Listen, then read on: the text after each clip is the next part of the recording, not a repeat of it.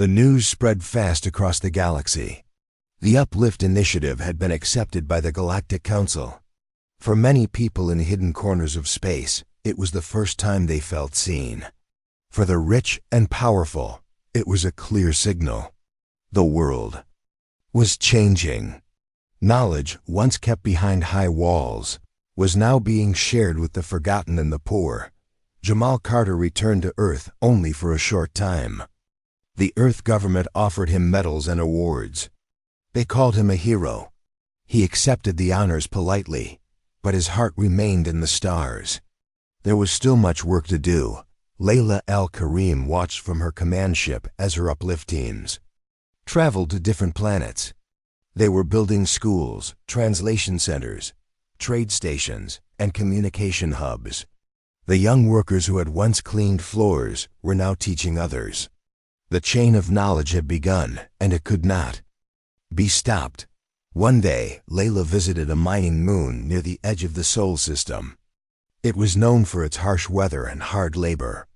The people there worked deep under the rock, cut off from much of the galaxy. Layla entered the old control center where a few young workers gathered. They were studying old books and watching holograms. A little girl walked up to Layla. She had dust on her clothes and curious eyes. "Are you the lady who helped the janitor teach people?" she asked. Layla smiled and knelt beside her. "No," she said softly. "He helped himself. I just listened." The girl nodded, not fully understanding, but she smiled back. Later that evening, Layla received a call from Jamal. He was on a space station near the Orion Belt. "We're ready," he said. "Ready for what?" she asked. "To take the next step," Jamal replied. "I want to start the first independent academy for workers across the galaxy. A place where anyone, from any background, can come and learn. Free of charge." Layla's eyes lit up. Double quotes where on the neutral moon of Aetheris. No single government controls it. It's perfect. Layla wasted no time. Within 2 months, the foundation was built. They named it the Carter Academy. It was shaped like a giant open hand, a symbol of reaching out. Ships from different systems brought students. Humans, aliens, hybrids, rich, poor, young, old. All came with one purpose: to grow. At the Academy's opening ceremony, thousands gathered. The Galactic Council sent observers. Leaders of corporations sent representatives. News ships hovered above, recording everything. Jamal stood before the crowd. He wore no uniform, no gold badge. Just a simple jacket with a translation pin. He raised his hand and said, "This is not a school made of walls. It is a door made of words. Behind every language is a story. Behind every story is a person. And every person deserves a chance." The crowd clapped. Some cheered. A few cried. Then Layla stepped forward. She looked at the sea of students and said, "I once believed that money was power. But now I see true power is when someone lifts another person without expecting anything in return. That is what Jamal did. And now you must do the same." A young alien girl from the Andari system raised her hand and asked, "Will we become leaders too?" Layla nodded. Double quotes, "Yes, but not the kind who rule with fear, the kind who serve with wisdom." The academy opened with 10 classes. Within a year, there were over 50. Diplomacy, engineering, languages, economics, peacekeeping, even galactic history. The students studied hard, helped each other, and built strong friendships. They didn't just learn about the galaxy, they prepared to shape it. Years passed. The world began to shift. More voices joined council meetings. More translators came. From humble homes, trade networks became fairer. Tensions between species reduced. People from distant mining towns and factory moons started their own businesses, their own schools, their own visions. And the name Jamal Carter became known across systems not as a symbol of power, but as a symbol of hope. Layla Al-Karim continued funding programs across the stars. She built new hospitals, schools, and learning ships. But she never forgot the day she first heard a janitor speaking 12 languages. That moment had changed her life. On the 10th anniversary of the Uplift Initiative, a monument was built on Earth. It showed two hands, one reaching down, the other reaching up. Underneath it were the words, "Knowledge is not a gift to be kept, it is a flame to be passed." At the final celebration, Layla and Jamal stood together on stage. They were older now. The crowd was larger than ever before. Jamal looked at Layla. "You knew something, didn't you? The first day you spoke to me," he said. Layla nodded. "I knew I had found someone who would change everything." Then the lights dimmed and 1,000 languages filled the sky in lights, greetings from every student, every teacher, every world touched by the Uplift. That it was more than a movement now, that it was a legacy. The Uplift initiative was growing fast. From one mining station, it had spread to many more. Human workers who were once ignored now learned languages, history, diplomacy, and science. People who once believed they had no future began to dream. Again, Jamal worked day and night. He visited every learning station. He spoke with workers, children, and elders. He listened to their voices and gave them tools to grow. His goal was clear. He wanted to show the galaxy that talent does not belong only to the rich or powerful. It lives in every corner of space, waiting to be noticed. Layla Al-Karim watched everything from her command ship. She smiled when she read reports about students passing language tests or leading local meetings. She saw videos of young people translating alien texts or solving trade problems. She knew the program was working, but not everyone was pleased on Earth. Some leaders from high offices began to worry. They said, if these workers gain too much knowledge, they will ask for more rights. They will no longer stay in their place. One official said, "You are creating problems.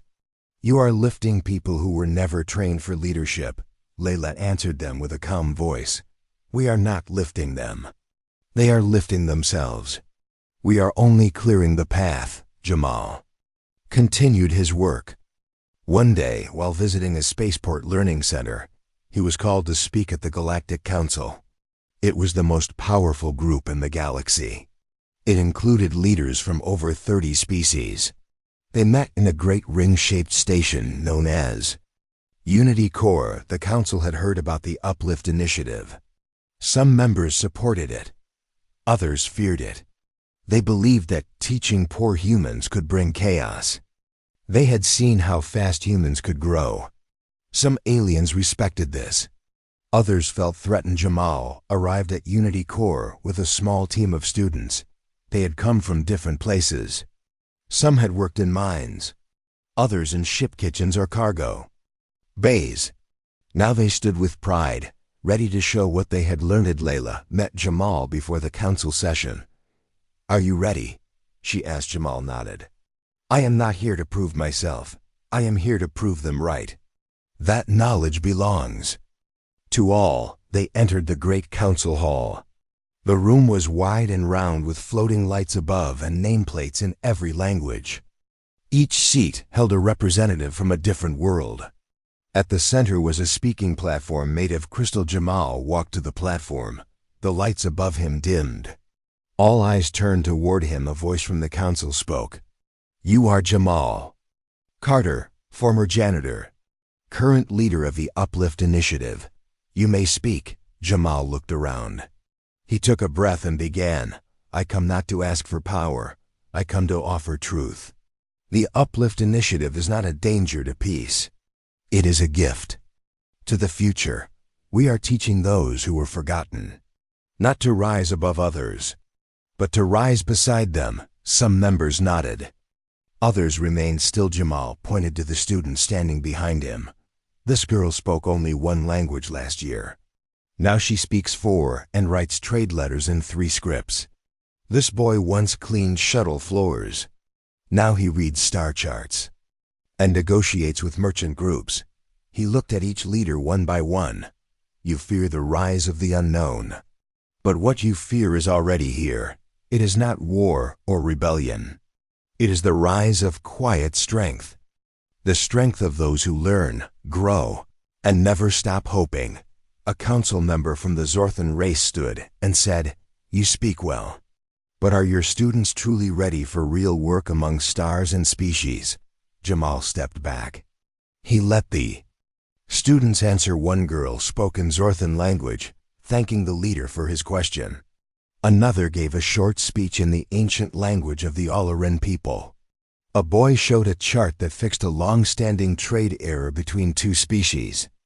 Room grew quiet. The leaders could not deny the truth. A vote was called. The question was simple. Should the Uplift Initiative be officially accepted into the Galactic Council's Education Alliance?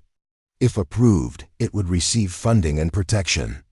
If rejected, it would face pressure and risk from many sides. As the votes were counted, Jamal stood calmly.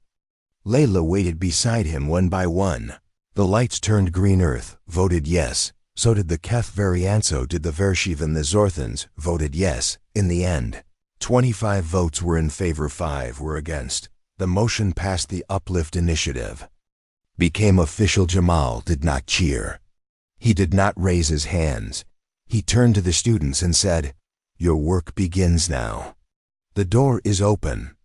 Walk through it with care and courage." Layla looked at him with respect. "You have changed the galaxy." She said. "No," Jamal replied. "They will change it.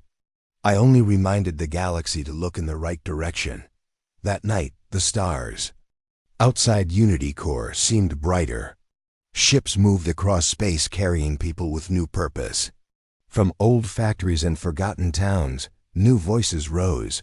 They were ready to speak, ready to learn, ready to lead, and behind it all was a man who had once been unseen. Now his vision would guide many. The Dawn Caller moved quietly through space after leaving the summit of shadows. Its engines glowed a soft blue as it passed silent stars and dark moons. Inside the ship, everyone felt different. They had witnessed something powerful. A man without high rank or title had helped prevent war with only words and understanding. Jamal sat in the observation room, looking out at the stars. His mind was not on the victory. He was thinking about something deeper. He remembered faces from the summit. The leaders had come from different worlds and different histories, but they had all listened. They had looked past language and power. They had allowed peace to speak. Layla Al-Karim entered the room. She brought 2 cups of tea made from earth herbs. She sat next to Jamal and handed him a cup. "You were quiet during the meeting this morning," she said. "I was listening," Jamal replied. "Still listening even after all this?" Layla smiled. "Listening never ends," he said. Layla nodded. "That is why I want you to help with something bigger. Not just missions like this one. I want to start something new. Something for Earth, for humans who were never given a chance." Jamal looked at her. "What do you have in mind?" "I want to begin the Uplift Initiative," she said. "A program that finds people with hidden skills and gives them tools to grow, not just those with wealth or education. People like you. People who learn quietly and wait for the world to notice them." Jamal placed his cup on the table. He looked serious. "There are many like me, in factories, in stations, in small towns on forgotten planets. They know 10 languages. They solve problems no one sees. They teach themselves during lunch breaks. But no one opens the door for them. I want to open that door," Layla said. "And I want you to lead the first group." Jamal did not speak right away. His thoughts returned to the years he spent cleaning floors while reading ancient texts on stolen time. He remembered being ignored, being passed by. But he also remembered the joy of learning and the hope he held close. "I will help," he said. "But not as a hero, as a guide. I want to show others that their value is not decided by the job they hold, but by what they carry inside." Layla smiled. "That is exactly what I hoped you would say." News of the summit's success began to spread across nearby systems. People heard about the quiet human who had spoken in forgotten languages and earned respect through wisdom. Some praised him. Others questioned how someone without formal training had done what trained diplomats could not. Some leaders on Earth called Layla's office. They wanted proof. They asked, "Is this story true? Did a janitor really stop a war?" Layla sent them recordings. She sent the exact words Jamal had used. She sent voices from the summit who confirmed everything. One alien delegate said, "He did not speak for humans. He spoke for all of us." Soon, invitations began to arrive. Universities wanted to study his methods. Trade houses wanted to hire him. Political leaders wanted to meet him. But Jamal said no to most of them. He told Layla, "Let others speak. I want to work. I want to build the program. I want to go back to the places people forgot. That is where real change will grow." Layla supported him. She gave him a small team, a ship, access to learning tools. Together, they started the Uplift Initiative. The first place they visited was a small mining station near the edge of human space. The people there worked hard every day but had little education. Few had ever left their home sector. Jamal stood before a group of workers and said, "I used to clean floors just like these. But I taught myself. I learned one word at a time. You can too, and we will help you." The people listened. Some were unsure. Others looked curious. One girl named Farah stepped forward. She said she knew 3 languages and wanted to learn more. Jamal handed her a tablet with language lessons and said, "Start here." He spent time with each group. He listened to their stories. He gave them not just knowledge but belief. Belief that they mattered. Layla visited the station a week later. She saw people reading during their breaks. She saw them practicing words from alien languages. She saw them helping each other. "It is working," she said. Jamal nodded. "This is only the beginning." Other stations joined. Other voices rose. Humans who had once been forgotten were now part of something bigger. Not because someone gave them power, but because someone showed them they already had it. One day, as Jamal walked through a quiet hallway on one of the learning stations, a small boy stopped him. "Are you the man who speaks the star words?"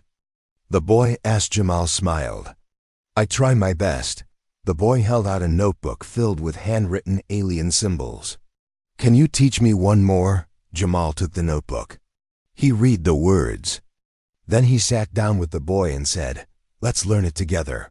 Far above them, the stars continued to shine. Ships came and went. Trade flowed across the galaxy. But on this quiet station, something more powerful than trade was happening. New generation was rising. A generation that would speak not only with their mouths, but with their minds and hearts, and leading them was a man who once cleaned in silence. Now he guided others through the noise of the world with quiet strength.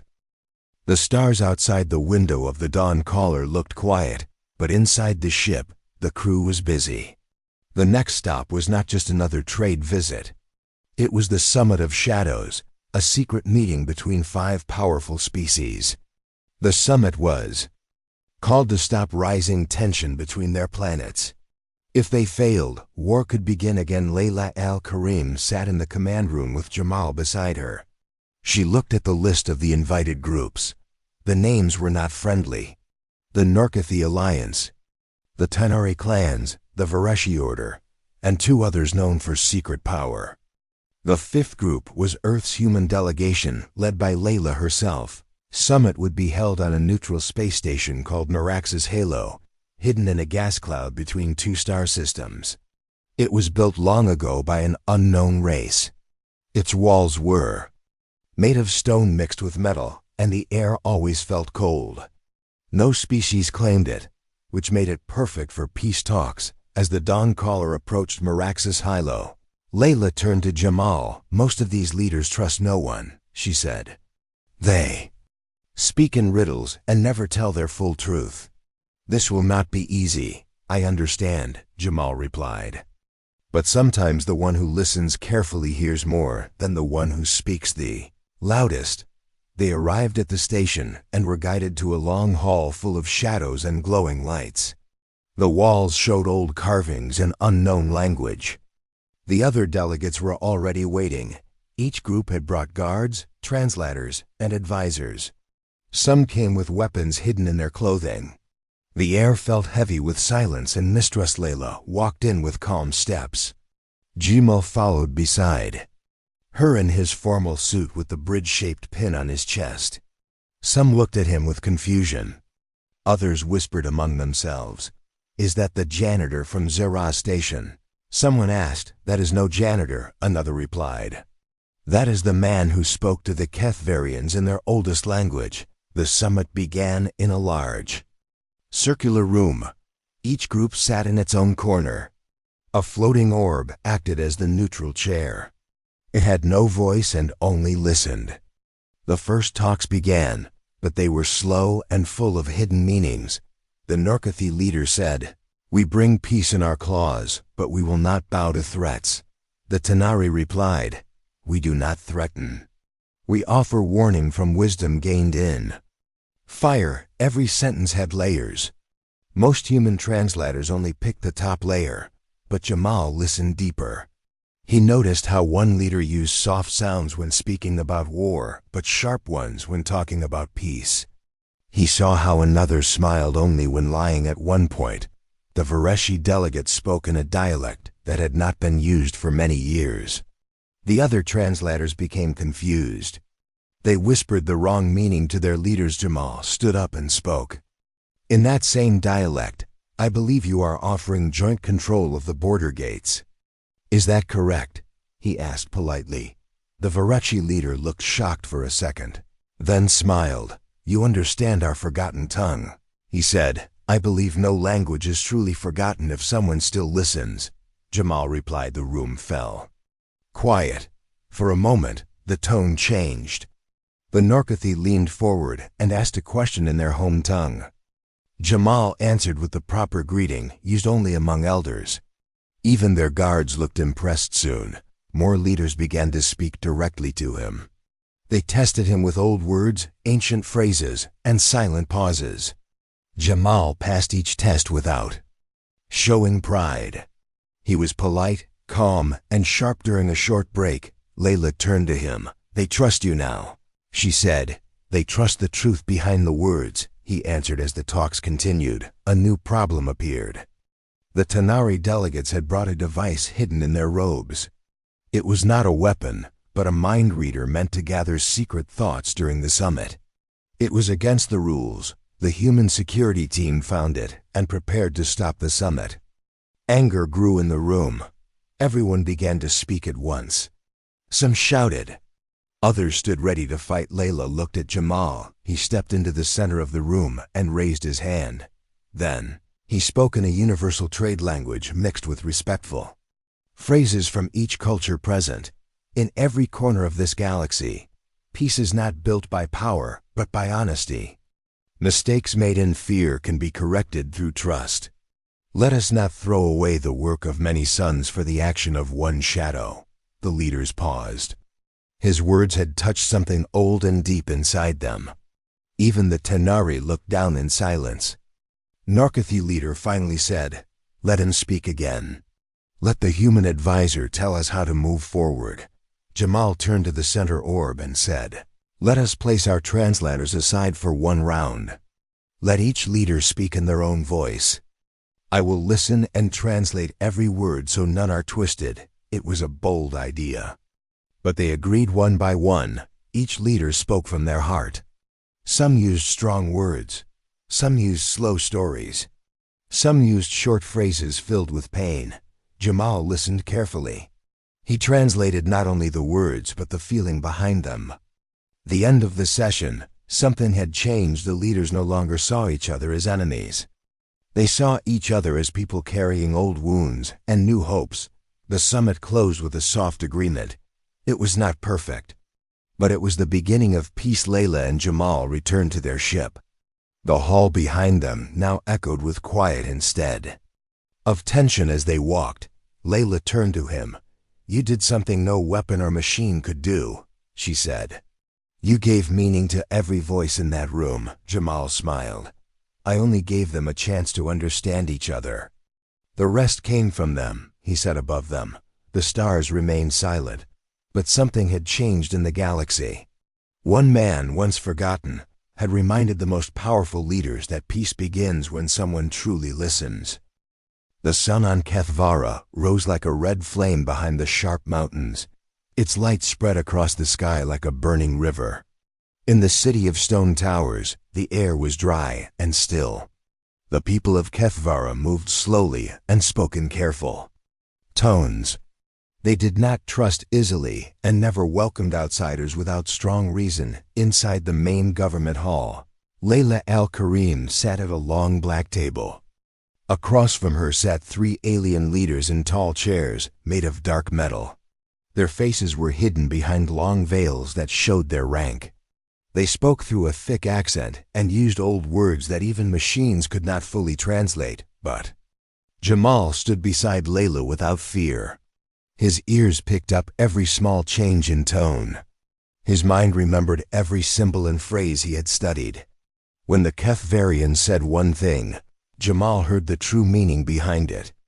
They used polite words to hide threats and soft smiles to test strength. During one moment, one leader said in her own language, "Trade is possible if you agree to honor the ancient bond of soil and star." Layla looked confused for a second.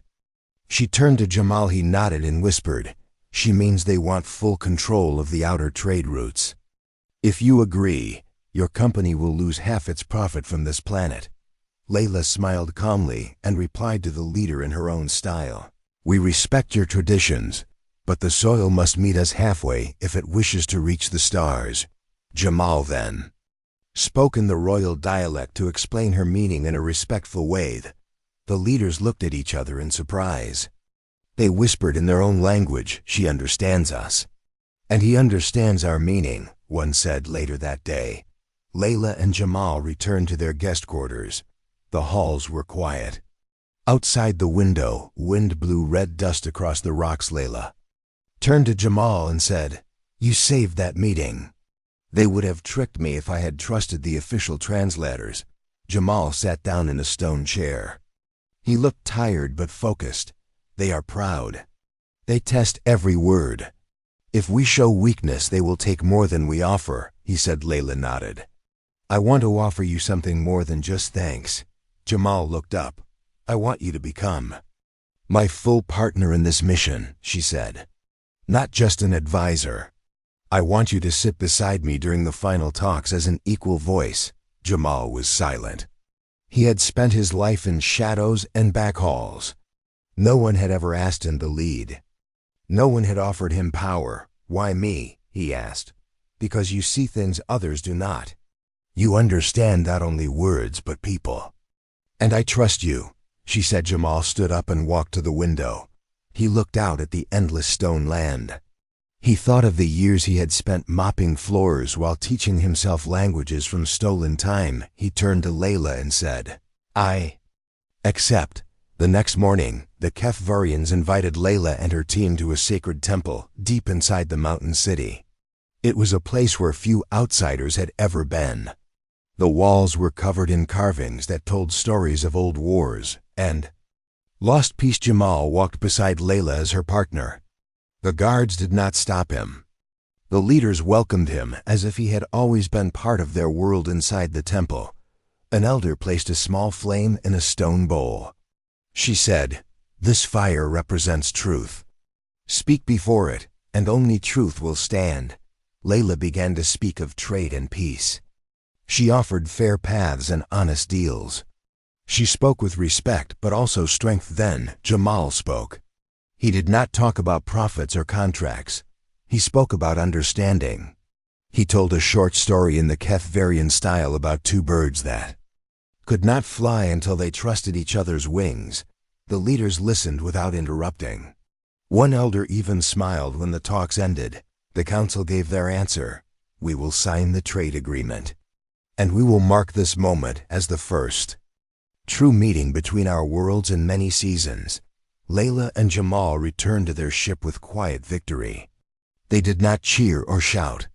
They knew this was only the beginning. Later that night, The human diplomats on the ship held a small gathering. They raised cups to Jamal and Layla. Some who had once doubted Jamal now praised him. One young officer said, "I never knew a janitor could be smarter than a trained translator." Jamal smiled politely and replied, "I never knew people only saw janitors with one eye open." The room laughed. Not at him but with him. After the celebration, Jamal returned to his cabin. He sat at his desk and began to write. He wrote down every word he had heard in the temple. He wanted to build a record that others could learn from. Layla knocked and entered. She handed him a small box. "This is for you," she said. Jamal opened. Inside was a pin made of gold and silver. It showed a bridge stretching across a galaxy. "It is a symbol," Layla said. "You are no longer just a translator.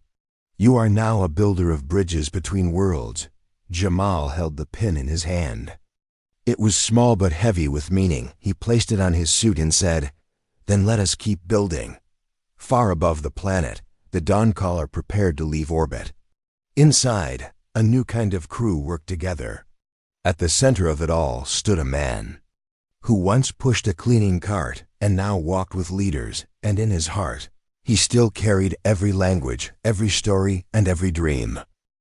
Zara Station floated above a blue and purple planet. It was a shining place made of glass, gold, and light. People from many worlds came here for trade. Rich aliens and powerful humans walked the long halls, wearing fancy clothes and speaking in many voices. The air always smelled like flowers and metal, but deep inside Zara Station, where the hallways were quiet and the lights were low, a man pushed a cleaning cart. His name was Jamal Carter. He was tall, quiet, and strong. He wore a gray uniform, old shoes, and gloves made of recycled plastic. His face was calm. His eyes watched everything, even when people ignored him. Jamal worked hard. He cleaned every floor, every window, and every trash bin without complaint. He never spoke unless someone spoke to him first. Most of the rich people didn't notice him. To them, he was just a janitor, someone who cleaned after them. But Jamal was not an ordinary man. One evening, while cleaning near the East Market sector, Jamal heard a loud argument. Two aliens were yelling at each other in a strange language. Their skin was green, and their mouths were full of sharp teeth. They were from the Zarnik Empire, a powerful race known for being proud and difficult. Alien pushed the other. "You dishonor the price of saltfish," he shouted. The other alien growled, ready to fight. Jamal put down his mop and walked over. He bowed his head slightly and said, in perfect Zarnik, "Honored friends, peace brings profit. Let your voices cool like morning rain." The two aliens froze. They stared at him. One blinked slowly. "You speak Zarnik?" he asked. Jamal nodded. "Only the first tongue. I read your trade codes last night while cleaning Storage Bay 7. The two aliens stepped back, confused but respectful. They lowered their voices. "Forgive us," one said. "We forgot manners in our anger." They left calmly. A human merchant had been watching. Her eyes were wide with shock. She ran to tell others. Soon, the rumor spread across Zara Station like fire in dry grass. "The janitor speaks alien language." But it was not just one language. The next day, Jamal was seen speaking Elder Voskan to a ship captain, Torkani to a robot trader, and even an old Earth dialect to an elderly woman from West Africa. Every word was correct. Every sentence was beautiful. People started whispering about him in the halls. Who is he? Why is he just a janitor? Did anyone know? That same week, a woman named Layla Al-Karim arrived at Zara Station. She was one of the richest people in the solar system. Her long white dress shimmered like moonlight. Her face was covered with a golden veil. She owned 3 spaceports and led one of the biggest trading companies in human history. Layla had heard the rumors too. At first, she thought they were just stories. But one morning, as she walked to the garden dome, she saw him. Jamal was scrubbing the floor outside the diplomatic chambers. His shirt was wet with sweat. His hands moved carefully, cleaning each tile with care. Layla stopped. Her voice was strong but kind. "Are you the man who speaks 12 languages?" Jamal stood up slowly. He nodded. "Yes, ma'am." She stepped closer. "Say something in Charanthic." Jamal closed his eyes. Then he spoke softly in the musical whistling language of the Shiranth people. The words sounded like birds singing in the wind. Layla's eyes lit up. "Now say something in Zalari Formal, the royal tongue." Jamal nodded again. His voice became deep and slow, full of careful pauses and respectful tone. He sounded like a noble from a different world. Layla removed her veil. Her face showed clear surprise. "You speak better than our best diplomats." Jamal gave a small smile. "I practice while I clean. I listen to the council meetings through the vents." Layla was silent for a moment. Then she said the words that shocked everyone. "Come, work for me." Jamal blinked. "I beg your pardon?" "You will be my cultural advisor, my translator, my eyes and ears. I want you to join my next trade mission." Jamal looked at his mop. "But I'm just a janitor." Layla shook her head. "No, Jamal. You are a genius hidden in plain sight." The news spread quickly. People on Zara Station could not believe it. Some laughed. Others became angry. How can a cleaning man join a rich woman's mission? They asked, but Layla did not listen to them. She sent Jamal a new suit. She gave him a room with windows and a real bed. She gave him a small device that unlocked every language database in her company's files. She told him, "Learn more. Be ready, we leave in 3 days." Jamal sat in his new room that night. He looked out the window at the stars. He whispered to himself, "Maybe this is the beginning." Outside, Zara Station kept turning in space. But deep inside, one quiet man had just taken his first step towards something much bigger. Jamal stood in front of a mirror. He wore a dark blue suit with golden buttons. His shoes were polished. His name tag no longer said janitor, but now read cultural advisor. He looked at himself with quiet eyes. For the first time in many years, he felt seen. Layla Al-Karim entered the room. Her dress was white with silver lines that glowed softly. She nodded with approval. "You look ready," she said. "I do not want to disappoint you." Jamal replied. "You won't," she said. "Today we meet with the Varkan delegate. They speak 3 dialects. I want to see if the rumors about you are true." They walked into the meeting hall. It was tall with gold walls and long banners of different alien houses. At the far end stood a Varkan official. He was tall with 4 arms and 2 eyes that blinked sideways. He was known to be hard to understand even for trained translators. The Varkan began to speak in a language full of clicks and throat sounds. The human translator tried to respond but fumbled with the grammar. The Varkan grew angry. Jamal stepped forward and greeted the delegate in perfect Southern Varkani. His tone was respectful. His words were clear. The Varkan stopped talking. He studied Jamal with surprise. "You speak the tongue of my grandmother," the alien said. "I studied old trade logs," Jamal answered. "I found your people's songs and poems. They helped me understand." The Varkan smiled and gave a short bow. "Then you understand more than many who have called themselves diplomats." Layla watched the exchange with pride. She had taken a risk, bringing Jamal into the world of trade and diplomacy. Now she saw it was the right choice. After the meeting, she took Jamal to her private office. It was full of maps, books, and floating data screens. She pointed at a large glass table with 12 items placed on it. Each item came from a different world, one for each language you speak, she said. "Tell me something about each item in its own language." Jamal picked up a small orb made of blue crystal. "It came from the frozen moon of Izaren, he said. "This orb holds the voice of winter. The elders use it to remember those lost in the snow. He put it down and picked up a bone flute from the planet Zeronin Zeroni. He said, "This flute is carved from the tusk of a star beast. Only those chosen by the tribe may play it." He moved on. One by one, he spoke 12 languages, not just with words but with feeling. He knew the culture, the history, the meaning behind every sound. Layla listened in silence. She had traveled across galaxies and met leaders of powerful empires. But she had never seen anything like Jamal. "You taught yourself all this?" she asked. "I had time," Jamal replied. "And curiosity. You could have used that time for anything." "Why languages?" "Because words build bridges," Jamal said. "And I wanted to know what was on the other side." That night, Layla sent a message to her board of directors. She told them she would be taking Jamal with her on her next mission to Kethvara, a distant planet known for tense politics and broken trade talks. The board members were not pleased. One man said, "You trust a former janitor with such an important task?" Layla replied, "I trust a man who can do what none of your experts can.